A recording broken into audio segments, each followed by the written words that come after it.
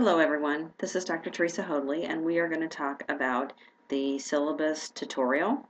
This is 512, Roles and Issues in the Advanced Practice Nursing, and this is section number 2. This is a 3-credit course, which means it's 1 hour or 1 clock hour and approximately 50 minutes. That does not mean that you only work 50 minutes in this course. That's just the way the college has designated it. Prerequisites are graduate standing, consent of instructor, and basically what we're going to do in this course is talk about current and emerging roles of the advanced practice nurse in education. We're going to talk about politics, legalities, financial, ethical, and technological issues that impact you as an advanced practice nurse in any healthcare setting. We'll also discuss the differences between advanced practice nurses because there are several.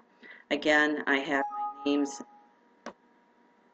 and my credentials. Excuse me for that little pop-up.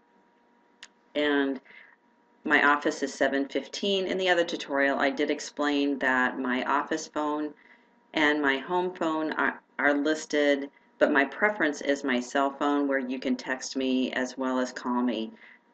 You can also call my office phone, but my home phone is probably the last effort, just primarily because of my teenager who doesn't pass on information.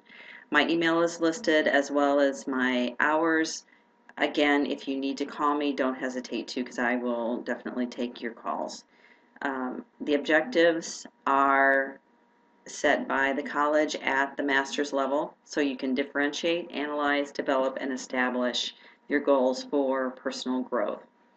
What we want you to do is, included in several of the assignments, is to interview the master's prepared nurse, and this will help you have a better understanding and insight of what it is to become an advanced practice nurse. We want you to serve as a participant as well as a facilitator, because not only should you be a good leader, but you should also be a good follower. The best followers can also be the best leaders. We want you to write a letter to your legislator to talk about a passion of yours or an issue that you feel it does not have good enough coverage and you need to provide support for that. You also will compare and contrast 2 nurse practice acts, one from your own state and one from an assigned state, which is located to the left under the course home. And you will also do a coding assignment as well as a comprehensive final project, which is a summative and evaluative annotated bibliography. And that basically is something that you want to do the entire course. Your learning activities are based on all of your assignments. The textbooks that we require, you should get these for your own practice because you can refer to those. The APA manual is something that you will use no matter where you are in the graduate program as a student or even postgraduate when you do submit manuscripts to journals. Most of them do follow the APA standards. Buresh and Dinesco are master's level writers, as well as Mason, Levitt, and Chaffee. So I think you'll really enjoy those texts. In addition, we do have supplemental texts, and you can get those through iServe, or you could also buy them if you prefer. Grading policy is no different than any other course at the college. The only thing is the master's level, you have to maintain a B or higher. The major assignments, your APN interview is 10%. Discussion is 20% because there are actually 10 discussions. You will be a facilitator at least once throughout the semester, and that's worth 10%. The legislative assignment is worth 15%. Nurse practice assessment, or assignment, excuse me, is 15%, and that is actually a PowerPoint. And your coding assessment or coding assignment is worth 10%. Your annotated bibliography assignment is a summation of the entire semester, and that is worth 20%.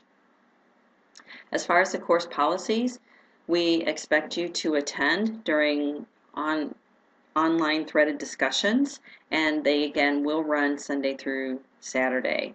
Some discussions may cover a 2-week time frame.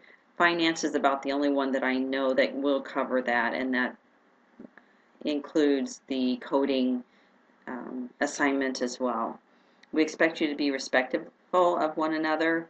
Discussion is the key, and early discussion is good because we don't want you to just repeat what other people or your peers have already presented, but we want your postings to be very efficient, effective, and showing signs of doing insightful thought, such as providing your resources as well. You can work ahead. You don't probably want to work too much ahead, especially if you have an assignment due. You don't want to turn in a lot of assignments without getting any feedback from me, because I did have a student in a previous semester who did all of the assignments without really any reflection from some of the comments that I had provided, and so therefore the same mistakes were made time and time again. Finally, the student did realize that there were problems and made some changes, but please don't work too far ahead. Usually no more than 1 week is what you would want to do, because you're going to miss out on a lot of fruitful discussion. Participation in your online course is required. You want to be on your site probably at least daily, because you miss out on so much. And if you have a very active group, there's going to be a lot of postings and you're going to get overwhelmed with all of the postings.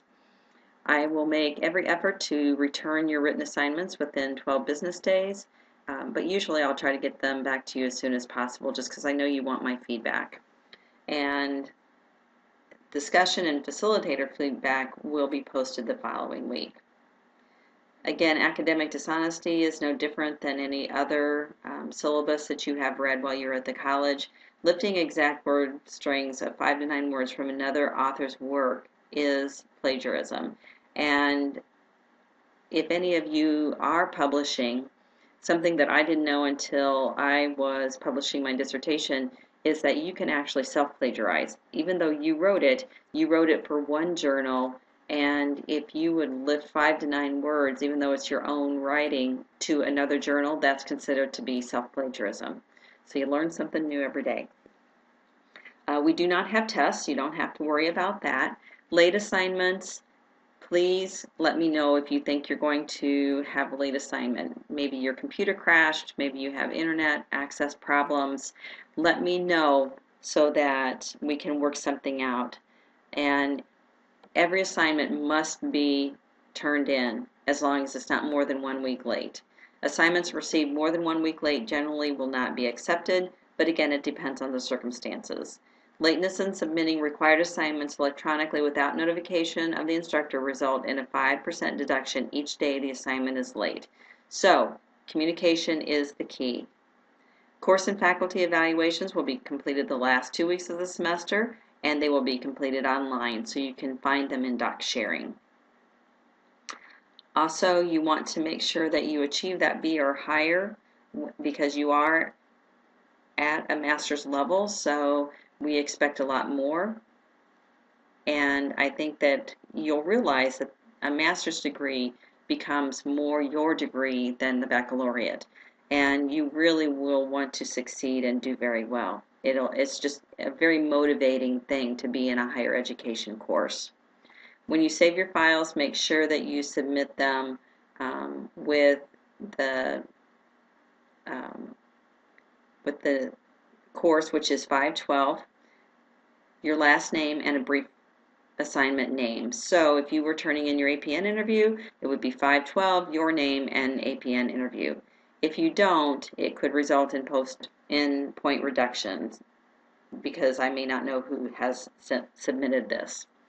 Follow all the guidelines of the student handbook, and always be respectful of your peers and faculty. You're expected to check your email, check your announcements frequently. I will try to provide updates when new announcements come up, but check frequently. And again, etiquette, you want to use internet etiquette so that you are respectful of your peers as well as your faculty. And if you're not familiar with it, we do have the Netiquette homepage. If you have any disabilities, please make sure that I know as well as Dr. Jan Boundy, so that we can deal with any situations that we may need to, because your success is very important to us. So that concludes the syllabus tutorial. Again, if you have any questions, don't hesitate to call me or text me, and I look forward to working with you this semester.